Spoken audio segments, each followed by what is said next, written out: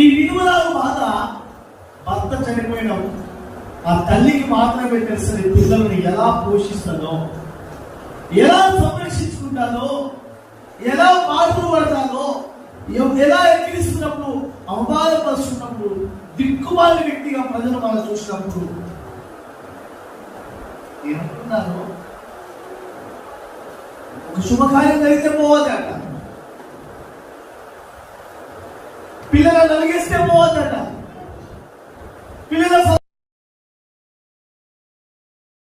ఇల్లు కొత్తగా కట్టుకుంటే పోవద్దట, ఏదైనా మంచి కార్యం పోతే ఎదురు పడదట. అవన్నీ చర్చలో మారిపోవాలి, అవన్నీ మారిపోవాలి.